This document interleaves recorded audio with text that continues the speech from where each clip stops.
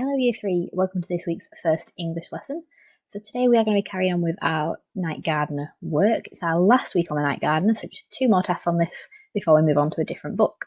So today we're thinking about our main character of the Night Gardener. So here's some pictures of the Night Gardener for you to just have a little look at. We did a character description last week, which I'm really impressed with some of the work that I've seen.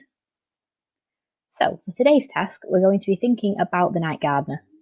So why do you think the Night Gardener creates these wonderful topiary pieces? So pause here and have a little think.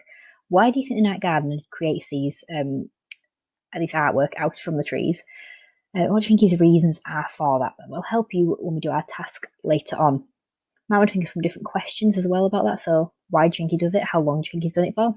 Just get your mind going about what you think, why you think he does it, and what for. So. Your task today is to write a letter to the Night Gardener from William to find out more about him. So you may want to include and talk about when they created the different trees in the park together. So you might want to talk about the different designs and thank him for that and for teaching you and so on. You might want to thank him about the gift of the shears that he left you. Because he left you some tools, so then you could start practicing your own designs. So for this piece of writing, I'm going to tell you what I expect you to write in each paragraph, but you'll have to have a go yourself. So I'm not giving you really detailed examples today.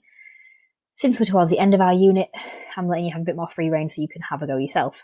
So think about the different writing features we have been practicing recently and try to use them in your writing. Now, I've done lots recently. You might have to look back through your work, and hopefully that will help you. So make sure you pause on each new page so that you know what you are writing in each paragraph.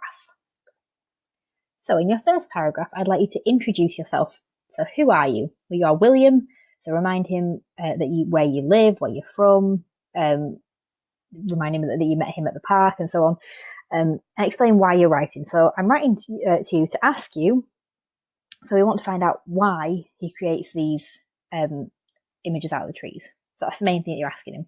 But think of how you can put that into a good sentence. Okay, for your second paragraph, I'd like you to ask why he creates the artwork.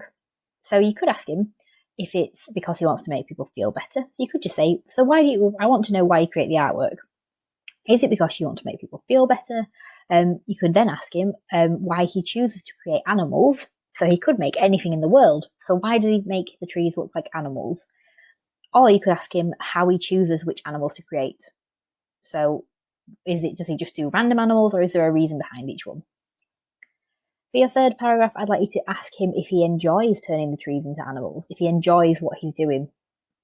To be able to do something so well and to do it every night, you'd think he probably does. So ask him if he enjoys it. Ask him which one his favourite design is. So you could tell him what your favourite design was from the ones that you saw in the book.